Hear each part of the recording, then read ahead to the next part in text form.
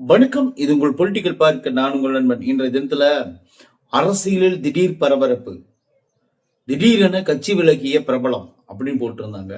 அதை பார்த்துட்டு நான் ஷாக் ஆயிட்டேன். அடுத்தது பாத்தீங்கன்னா, நீங்களாம் கட்சி ஆரம்பிச்சு மக்களுக்கு என்ன திடீர்னு ஒரு பாசம் அப்படின்னு சொல்லிட்டு ஒரு விமர்சகர் பேசியிருக்காரு.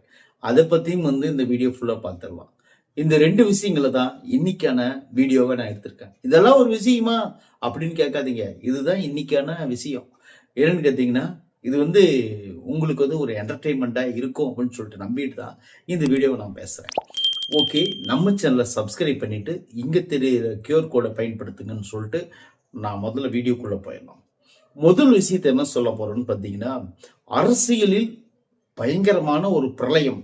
என்னடா பிரளயம்னு பார்த்தா, திடீரென கட்சி விலகினார் ஒரு நடிகர் அப்படின்னு போட்டிருந்தோம். கட்சி விலகினாரா? இவர் என்னைக்கு அந்த கட்சியில போய் சேர்ந்தாருன்னு சொல்லிட்டு அவரை பத்தி கொஞ்சம் தோண்டி பார்த்தோம்னா, அவர் பயங்கரமான ஆளா இருக்கார். யாருன்னு பாத்தீங்கன்னா, அதாவது கடந்த விஜய் சார் அவர்கள் நடிப்புல வெளிவந்த இந்த துல்லாத மனம் துள்ளும், அதுல இருந்து ஒரு 10 படங்கள் இருக்கும். அவர் கூடவே நடிச்சவரு. அவர் என்ன பண்ணாருன்னு பாத்தீங்கன்னா, அவருடைய குடும்ப சண்டை ஒரு காலத்துல போயிட்டு இருந்துச்சு. பிக் பாஸ்க்கெல்லாம் போனாரு. அப்புறம் வெளியே வந்தாரு. அப்புறம் பாத்தீங்கன்னா, கொஞ்சம் குடும்ப சண்டை மிகவும் முத்தி போய் அது ஒரு காலகட்டங்கள்ல பெரிய ட்ரெண்டிங்கா பேசப்பட்டு இருந்துச்சு. அப்புறம் தொடர்ந்து என்ன பண்ணாருன்னு பாத்தீங்கன்னா, அண்ணன் விஜய் அவர்கள் கட்சி ஆரம்பிக்கும் போது, விஜய் தான் இனிமேல் என்னோட நண்பர், அவர் கூடவே நான் இருக்கிறதுக்கு ஆசைப்படுறேன், நான் சாகும் வரை அவர் தான் எனக்கு தலைவர்னு சொல்லிட்டு இப்ப யாருமே செய்ய முடியாத ஒரு மிகப்பெரிய ஒரு தியாகத்தை செஞ்சாரு. என்னடா தியாகம்னு பாக்குறீங்களா? அது ஒரு தியாகம் இல்ல. தன்னுடைய நெஞ்சுல அவருடைய பெயரை அப்படியே அவருடைய முகத்தை படமா வரைஞ்சுக்கிட்டாரு. என்னன்னு பாத்தீங்கன்னா, தளபதியோட முகத்தை நெஞ்சுல படமா பச்சை குத்திக்கிட்டாரு. அந்த மாதிரி ஒரு தீவிரமான ஒரு தாவேக்கானுடைய தொண்டர், தளபதியோட வெறியன் அப்படின்னு சொல்லிட்டு எல்லாருமே அவரை பாராட்ட ஆரம்பிச்சாங்க. சில பேர் திட்டமும் ஆரம்பிச்சாங்க. என்னன்னு பாத்தீங்கன்னா, இந்த மாதிரி ஆட்கள்லாம் இருக்குங்காலதான் நம்ம தளபதி கூட்டத்தை தற்கொலைன்னு சொல்றாங்க. இந்த மாதிரி ஆட்கள்லாம் தேவையில்லாத ஆட்கள், சினிமா நடிகரே இப்படி பண்ண என்ன பண்றதுன்னு சொல்லிட்டு எல்லாரும் கலாய்ச்சாங்க. அடுத்தது சில பேர் பாராட்டவும் செஞ்சாங்க. பரவாயில்ல, ஒரு நண்பனா இருந்துகிட்டு இந்த மாதிரி இவர் பண்றது உண்மையிலே பரவாயில்ல. திரையுலகத்துல யாருமே விஜய்க்கு சப்போர்ட் பண்ணலாம் கூட இந்த மாதிரி ஆட்கள் சப்போர்ட் பண்றாங்க அப்படின்னு சொல்லிட்டு இவரை பத்தி கொஞ்சம் பெருமையா தான் பேசிட்டு இருந்தாங்க. சரி, ஓகே, பரவாயில்லையே, நம்மளும் நினைச்சோம். ஏன்னு பாத்தீங்கன்னா, நண்பரா இருந்துட்டு இந்த மாதிரி இவர் விஜயன் கட்சி ஆரம்பிக்கும் போது எத்தனை பேர் வாழ்த்து சொன்னாங்கன்னு தெரியும். அதுக்கப்புறம் எத்தனை பேர் அப்படியே பிளேட்டை மாத்தி போட்டு திமுக சொம்படிக்க போயிட்டாங்க, அதிமுக சொம்படிக்க போயிட்டாங்க, விஜயன் அம்மோன்னு விட்டுட்டாங்க. விட்டுறதை விட அவங்க கலான்னு கலாய்ச்சாங்க அப்படிங்கிறதெல்லாம் உங்களுக்கு நான் சொல்லிதான் உங்களுக்கு தெரியணும் அப்படிங்கிறதெல்லாம் வேணாம். நிறைய உங்களுக்கு கத்திருப்பீங்க, அது வேற. இப்போ அந்த காலகட்டங்கள்ல இவர் என்ன பண்ணிக்கிறாருன்னு பாத்தீங்கன்னா, விஜயன் கூட இருக்கணும் அப்படிங்கிறதுக்காக நிறைய விஷயங்கள் பண்ணார். பண்ணும்போது அவருக்கு ஒரு மன திருப்தி ஏற்படல. அதுக்கு முக்கியமான காரணம் என்னன்னு பாத்தீங்கன்னா, விஜயனை சந்திக்கிறதுக்கு புஷியானது விட மாட்டேங்கிறாரு. விஜயனை சந்திக்கிறதுக்கு கீழே இருக்கிற நிர்வாகிகள் விட மாட்டேங்கிறாங்க. விஜயனன் கூட பேசுறதுக்கே எனக்கு டைம் கிடைக்கல. விஜயனுங்கிட்ட நம்ம நண்பரா ஒரு உரையாடலான்னு போனோம்னா நம்மள தடுக்கிறாங்க. அதனால நான் என்ன பண்றேன்னு பாத்தீங்கன்னா, கட்சியிலிருந்து விலகிறேன். என் அடிப்படை உறுப்பினர்கள் இருந்து நான் எடுத்து வெளியே போட்டு நான் வெளியே வரேன்னு சொன்னோன்னே திரையுலகமே அதிர்ச்சியில மூழ்கிருச்சு. அப்படின்னு நினைச்சீங்களா? இல்ல. சரி, தயவுசெய்து நீங்க போயிட்டு வாங்க. ஏன்னு கேட்டீங்கன்னா, ஒரு கட்சியில நம்ம வேலை செய்யறோம்னா அந்த கட்சி தலைமை நம்மளை கூப்பிட்டு கேட்கணும், என்னப்பா என்ன இந்த மாதிரி வேலை செஞ்சுட்டு இருக்கிற, பரவாயில்லையே அப்படின்னு சொல்லி கேட்கணும். சும்மா கட்சி தலைமை நம்ம சந்திக்கிறேன்னா அந்த கட்சி தலைமை என்னன்னா பொழுது அந்த மாதிரி நினைக்க கூடாது. நம்ம இப்படி நினைக்கணும், இப்படி நடக்கணும். நம்மளுடைய செயல்களை பார்த்தே அந்த கட்சிக்காரங்க நம்மளை கூப்பிட்டு விசாரிக்கணும், என்னப்பா பரவாயில்ல, நல்லது பண்ற அப்படிங்கிற மாதிரி. சரி, ஓகே, இதுக்கெல்லாம் காரணம் கட்சியோட நிர்வாகிகள் தான், நான் இந்த கட்சி விட்டு விலகிறேன் அப்படின்னு சொல்லிட்டு விலகி போனார். சரி, விலகி போனதுக்கு அப்புறம் இவர் எங்க போய் சேர்ந்தாருன்னு பாத்தீங்கன்னா, ஜோஸ் சார்லஸ் மார்டின் அப்படிங்கக்கூடிய மார்டின் குடும்பத்தை சார்ந்த மார்டினுடைய பையன் ஜோஸ். அவர் ஆரம்பிச்ச லட்சிய ஜனநாயக கட்சியில போய் அண்ணன் தன்னை இணைச்சுக்கிட்டாரு. அதாவது அந்த காமெடி நடிகர் போய் இணைச்சுக்கிட்டாரு. இணைச்ச உடனே இப்ப என்னாச்சுன்னு பாத்தீங்கன்னா, அதுல தேர்தலை அதை அட்டன் பண்ணி அவருக்கு அப்படியே ரன்னிங் ஆகிட்டே இருந்தாங்க. அவங்க வந்து திமுகனுடைய கூட்டணி போட்டு அப்படியே ரன்னிங் ஆகிட்டு இருந்தாங்க. திமுகவா அதிமுகவா எந்த கட்சியில் இருந்தாங்க உண்மையிலே எனக்கு தெரியல. உங்களுக்கு தெரிஞ்ச கீழே கமெண்ட்ல சொல்லுங்க, நானும் தெரிஞ்சுக்கிறேன். எந்த கட்சின்னு எனக்கு தெரியல. பிஜேபி கூட இருக்கலாம், இல்லை காங்கிரஸா, ஐயோ பாரதியாரா பாரதிதாசனா அப்படிங்கிற மாதிரி எனக்கே கொஞ்சம் குழப்பம் இருக்குது. சரி ஓகே, லட்சிய ஜனநாயக கட்சி ஜோஸ் மார்டின், அதாவது மார்டினுடைய லீமா ரோஸ் அவங்க மகன், மார்டின் அவங்க மகன், அவங்களுடைய குடும்பத்திலிருந்து வந்த அண்ணன் அவர்கள் ஒரு கட்சி ஆரம்பிச்சாரு அப்படிங்கிறத இவரு போய் ஜாயின் பண்ணதுக்கு அப்புறம் தான் எனக்கே தெரியும்.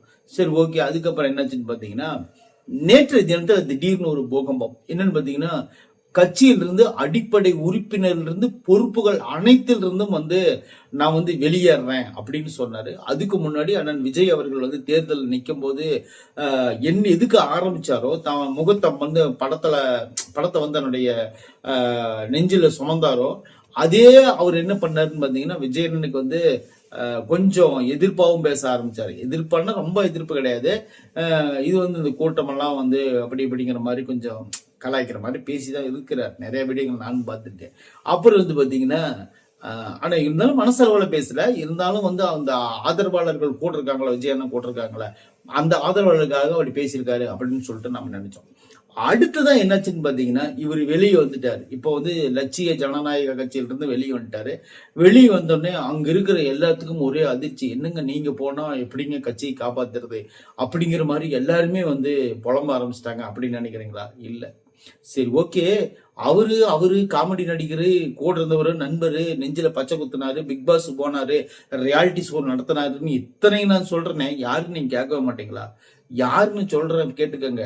அவர் தாங்க விஜயனுடைய பழைய நண்பர், விஜயனுடைய பழைய நண்பர் தாடி பாலாஜி. அவர் தான் இந்த வேலையை செஞ்சிருக்காரு. இன்னைக்கு வந்து பெரிய அரசியலில் பெரும் புரட்சின்னு போட்டிருந்தான். என்னன்னு பார்த்தா கட்சியிலிருந்து விலகிய பிரபல நடிகர்னு போட்டிருந்தான். கீழே பாக்குறேன் தாடி பாலாஜி லட்சிய ஜனநாயக கட்சியிலிருந்து விலகல்னு போட்டுக்கிறான். அப்புறம் நான் என்னதான் சொல்றது இந்த மீடியாவை? இதுக்கு மேல நான் ஒன்றும் சொல்றதுக்கு வாய்ப்பு இல்லை. அந்த கட்சியிலிருந்து அவர் வெளியே வந்துட்டார். ஓகே, இவர் வந்து சரி ஓகே விடுங்க, பாவம், அவர் நல்ல மனிதர்.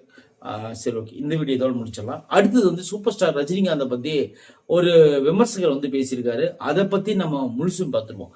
அது என்னன்னு பாத்தீங்கன்னா, உங்க ராகவேந்திரா மண்டபத்துல எத்தனை ஏழைகளுக்கு நீங்க கல்யாணம் பண்ணி வச்சுக்கிறீங்க? உங்களுக்கு சொந்தமான ராகவேந்திரா மண்டபம், அதுல எத்தனை ஏழைகளுக்கு நீங்க கல்யாணம் பண்ணி வச்சுக்கிறீங்க? அடுத்து நீங்க நடத்துற அந்த ஆசிரமத்துல படிக்கிறது பூரா ஏழை மாணவர்களா பணக்கார மாணவர்களா? இந்த 2 கொஸ்டினுக்கு மட்டும் நீங்க பதில் சொல்லிட்டு நீங்க கட்சி ஆரம்பிச்சுக்காங்க, என்னமோ பண்ணுங்க அப்படின்னு சொல்லிட்டு சொல்லியிருக்காரு ஒரு விமர்சகர். அப்புறம் இன்னொரு விஷயத்தையும் சொல்லியிருக்காரு. என்ன உங்களுக்கு தமிழ்நாட்டு மக்கள் மேல திடீர்னு பாசம்? விஜய் கட்சி ஆரம்பிச்சு ஜெயிச்சிட்டாரு, நாமளும் கட்சி ஆரம்பிச்சு ஜெயிச்சிடலாம், அதுதானே உங்க எண்ணம்? அதுதான் நீங்க வந்திருக்கீங்க. வேற என்ன புதுசா வந்து சொல்ல போறீங்க? தமிழ்யா இத்தனை வருஷம் ஆரம்பிக்க வேண்டியதானே? இத்தனை நாள் வெற்றிடம் இருக்கத்தானே செஞ்சது, நீங்க வந்துட்டு தானே போனீங்க, ஏன் வந்து ஆரம்பிக்க வேண்டியதானே? யாரு வேண்டான்னு சொன்னது அப்படின்னு சொல்லிட்டு வெகு விமர்சையாக ஒரு களமாடி இருக்காரு. அதாவது இந்த ட்வீட் போட்டிருக்காரு. யாருன்னு பாத்தீங்கன்னா, புளு சட்டை மாறன் தான் இந்த விஷயத்த சொல்லியிருக்காரு. எனக்கு வந்து ஒரே ஒரு விஷயம் தான் எனக்கு தெரியல, எனக்கு வந்து ஒரு விஷயம் தெரியல. என்னன்னு பாத்தீங்கன்னா, கேள்வி கேட்கக்கூடிய தகுதி எல்லாத்துக்குமே இருக்குது, ஜனநாயக நாடு, அதனால எல்லாரும் கேள்வி கேட்கலாம். சோ பதில் சொல்றதுக்கு அவங்க கிட்ட பதில் இருக்கணும்ல. கேள்வி எல்லாரும் கேட்கலாம்ப்பா, நான் கூட கேட்பேன் கேள்வி, ஆனா பதில் சொல்றதுக்கு அவங்களுக்கு தெரியணும், இருக்கணும்ல பதில். அவங்க கிட்ட பதில் இல்லையே, எங்களுக்கு அதெல்லாம் தெரியாது. நாங்க இன்னைக்கு ஆரம்பிக்கிறோம், நாங்க இயக்கமா மாத்துறோம், அது ஒரு கட்சியா மாத்துறோம், நாங்க தொடர்ந்து வந்து ஜெயிக்க போறோம், அவ்வளவுதான் அவங்களுடைய எண்ணமா தவிர அவங்க கிட்ட பதில்லாம் இல்லை. அதனால பதில் இருந்தாலும் அவங்க சொல்ல போறது கிடையாது, சொன்னாலும் வந்து மக்கள் ஏத்துக்க போறது கிடையாது. சரி ஓகே, ஏன்னு கேட்டீங்கன்னா, இங்க ஏழைமான கல்யாணம் பண்ற அளவுக்கு அந்த மண்டபம் இல்லை, அது பெரிய மண்டபம், ராகவேந்திர மண்டபம். ஆசிரமத்துல படிக்கிறது பூரா பணக்கார பிள்ளைகள் தான் படிக்கிறாங்க, இங்கெல்லாம் ஏழைகள் எல்லாம் யாருமே படிக்க வாய்ப்பு 1% கூட கிடையாது. அப்புறம் வந்து பாத்தீங்கன்னா, இது நம்மளுக்கு கண்கூடா தெரியுது. இது கேள்வி கேட்டுடலாம் ஈஸியா, அவங்க கிட்ட இருந்து பதில் வரும்ல, அந்த பதில் அவங்க கிட்ட இருக்கான்னு கேட்டீங்கன்னா பதில் இல்லை. ஏன்னா அங்க இருந்தா தானே பதில் வர்றதுக்கு. சரி ஓகே இருக்கட்டும், சூப்பர் ஸ்டார் ரஜினிகாந்த் அவர்கள் கட்சி ஆரம்பிக்கிறாரு அப்படின்னு சொல்லிட்டு நம்மளுக்கு எல்லாம் தெரிஞ்சிச்சு. அதில் முதல் விதையாக வந்து லதா ரஜினிகாந்த் அவர்கள் வந்து அந்த விதையை போட்டிருக்காங்க. அந்த விதை வளர்ந்து வரட்டும், அது வந்து நல்ல கனியா கெட்ட கனியான்னு பார்த்துட்டு அதை மக்களே வேணும்னா வச்சுக்கோங்க, வேணான்னு வெட்டி எரிஞ்சிருவாங்க. அடுத்த நிகழ்வு நான் போலாம். அடுத்த நிகழ்வு என்னன்னு பாத்தீங்கன்னா, சூப்பர் ஸ்டாராவது 100 படம் நல்ல படம் இருக்குது. அதுல வந்து 175 படம் நடிச்சிருக்காரு. அதுல வந்து ஒரு 100 படமாவது ஒரு நல்ல படம் இருக்கும். அப்புறம் வந்து பாத்தீங்கன்னா கமல் கமல் கூட ஒரு கிட்டத்தட்ட 150 படத்துக்கு பக்கமா நடிச்சிட்டாரு. அவர் வந்து பாத்தீங்கன்னா ஒரு 50 படம் நல்ல படம் இருக்கும். எம்ஜிஆர் பாட்டுலயாவது ஒரு 100 பாட்டு நல்ல பாட்டு இருக்கும். அம்மாவை பத்தி பாடிருப்பாரு, அப்பாவை பத்தி பாடியிருப்பாரு, தங்கச்சி பொது பொது பாட்டு, இந்த கருத்து சொல்ற பாட்டாவது ஒரு 100 பாட்டு பாடியிருப்பாரு. ஆனா இங்க என்ன தங்க நேரத்துக்கு தமிழ்நாட்டு எழுதி தரேன் அப்படின்னு சொல்லிட்டு பாட்டு பாடிட்டு தெரிகிறாரு. இவர் வந்து உங்களுக்கு வந்து அரசியல்ல வந்து நல்லது பண்ணிடுவாரா? 69 படம் நடிச்சு ஒரு நல்ல படம் கூட நடிக்காதவர் இந்த நாட்டுல வந்து நல்லாட்சி தருவாருன்னு நீங்க எப்படி நம்புனீங்கன்னு சொல்லிட்டு கேள்வி கேட்கிறாரு. என்ன சொல்றது, சூப்பர் ஸ்டார் ரஜினிய நடிச்சு 100 படம் நல்ல படம் இருக்கான். கமல் சார் நடிச்சதுல 50 படம் நல்ல படம் இருக்கான். ஐயா எம்ஜிஆர் அவர்கள் பாடினதுல 100 பாட்டு நல்ல பாட்டு இருக்கான். விஜயன் நடிச்ச 69 படமும் நல்லாவே இல்லையா. நல்ல படமே கொடுக்காதவர் எப்படி வந்து நல்லாட்சி தருவார்னு ஓட்டு போட்டீங்க அப்படின்னு சொல்லிட்டு கதறி இருக்கிறது யாருன்னு பாத்தீங்கன்னா நாம் தமிழர் ஒருங்கிணைப்பாளர் அண்ணன் சீமான் அவர்கள் தான் இந்த விஷயத்த சொல்லியிருக்காரு. அவர் 69 படம் நடிச்சாரு, அது ஓடிச்சு ஓடல, அது வேற. 100 படம் நடிச்ச ரஜினிகாந்த் அரசியலுக்கு வரல. என்ன காரணம் கேட்டீங்கன்னா அதுக்கு பின்னாடி நிறைய காரணம் இருக்கு. வந்துட்டு வரேன்னு சொல்லிட்டு வராம போயிட்டார். 150 படம் ஹிட் படம் கொடுத்த கமலஹாசன் வந்தாரு, பேட்டரி எடுத்தாரு, டார்ச்சர் தமிழ்நாட்டு நோக்கி அடிச்சாரு, டிவியை உடைச்சாரு, அந்த டிவிக்குள்ளே போய் பூந்துக்கிட்டாரு. அடுத்தது வந்து நீங்க சொன்ன புரட்சி தலைவர் எம்ஜிஆர் அவர்கள் 100 பாட்டு இல்ல, அவர் பாடின எல்லா பாட்டுமே கேட்கறதுக்கு இனிமையான பாட்டு தான்.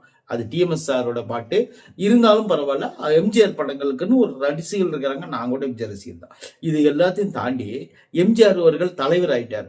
ஓகே, வெறும் 69 படம் நடிச்சவரை பார்த்து இந்த தமிழ்நாடே ஏப்பா கரிச்சு கொட்டுறீங்க? அது நல்லா இல்லாத படம் நடிச்சவரை பார்த்து ஏன் கரிச்சு கொட்டுறீங்க? படங்கள் எத்தனை படங்கள் நடிச்சாங்கிறது விஷயம் இல்ல ராஜா. மனோரமா 1500 2000 படம் பக்கமா நடிச்சிருக்காங்க தெரியுமா? அடுத்து விஜயகுமார் அண்ணா கிட்டத்தட்ட வந்து பாத்தீங்கன்னாலும் அவரு நடிச்சிருப்பாரு, ஒரு 1000 படம் பக்கமா நடிச்சிருப்பாரு. இந்த மாதிரி கோவை சரளம்மா நடிச்சிருப்பாங்க, கவுண்டுமணி ஐயா நடிச்சிருப்பாரு. அப்புறம் குறிப்பா செந்தில், இன்னும் நிறைய நடிகர்கள் வந்து பழைய நடிகர்கள்லாம் வந்து பாத்தீங்கன்னா படங்கள் அவங்க இல்லாத படங்களே இருக்காது, அந்த அளவுக்கு வந்து எஃபெக்ட் போட்டு நடிச்சிருப்பாங்க. ஏன் அவங்களெல்லாம் ஜெயிக்க முடியல? நான் கேட்கிறேன், ஏன் ஜெயிக்க முடியல? புரட்சி கலைஞர் விஜயகாந்த் அவர்கள் 154 படங்கள் நடிச்சிருக்காரு. 54 57 அந்த அளவுக்கு நடிச்சிருக்காரு. அவரு ஒரு கட்சி ஆரம்பிச்சு நல்ல ஆளுமையா வர நேரத்துல உடம்பு சரியில்லாம போய் இறந்துட்டார் ஐயா. அவருக்கு இருந்த அந்த கிரேஸ், அவருக்கு இருந்த அந்த ஒரு கெப்பாசிட்டி, அதாவது ஒரு சினிமா படம் ஒரு நல்ல படம் நடிக்கிறாங்களா கெட்ட படம் நடிக்கிறாங்களா அது விஷயமே கிடையாது. அவங்க மக்கள் மனசுல எப்படி இருக்காங்க, எப்படி உட்கார்ந்து இருக்காங்க, மக்கள் எப்படி அவரை விரும்புறாங்க அப்படிங்கறத மட்டும் பாருங்க. நல்ல படமா கெட்ட படமான்னு சொல்லி மக்கள் தீர்ப்பெழுதுனால தானே இன்னைக்கு அவர் முதலமைச்சரா இருக்காரு. யாரோ ஒரு 4 பேர் வந்து செலக்ட் பண்ணி இந்த தணிக்கை குழு மாதிரி பண்ணல, இல்ல மக்கள் தானே தீர்ப்பெழுதுனாங்க. மக்கள் தீர்ப்பையா இப்ப நீங்க தப்புன்னு தான் பேசிட்டு இருக்கிறீங்க மேடைக்கு போய். இது என்ன விதம்? அப்புறம் ரஜினி 100 படம் நல்ல படம்னா கமல் 100 படம் நல்ல படம்னா என்னால அவங்க தானே சிஎம் இருந்திருக்கணும். நல்ல படம் நடிச்சவங்க எல்லாம் சிஎம்னா அவங்க தானே சிஎம் இருந்திருக்கணும். ஏன் விஜய் இன்னைக்கு சிஎம் இருக்காரு? எனக்கு அதான் தெரியல. இது என்ன சீமான் அண்ணன் வந்து உண்மையிலே புரிஞ்சுதான் பேசுறாரா, இல்ல வந்து வயிற்றுக்குள்ள எரியிறத வாயில கக்குறாரான்னு தெரியல. சரி ஓகே இருக்கட்டும், அண்ணனுக்கு எனக்கு கோபம் இருக்குதானே செய்யும். அண்ணன் மேல எனக்கு எல்லாம் பெருசா ஒன்றும் கோபம் இல்லை. அண்ணன் பேசுறதுக்கு வாய்ப்பு இருக்கு. ஏன்னா ஒரு தம்பின்னு சொல்லிட்டு கடைசி வரலும் வந்து தம்பியே போட்டு ஏய் அவன் தம்பி மேல ஒண்ணு மேல போட்டு அடிங்கடா அப்படிங்கிற சொல்றாள் தானே ஒரு அண்ணனாவது தம்பியாவது சண்டை தான் அப்படின்னு சொன்னால் தானே அப்படிதான் பேசுறாரு. அதை பத்தி ஒண்ணு கவலை விட்டுருங்க. அதாவது என்ன பாத்தீங்கன்னா சில பேரால வெற்றியை தாங்க முடியாது, சில பேரால தோல்வியை தாங்க முடியாது.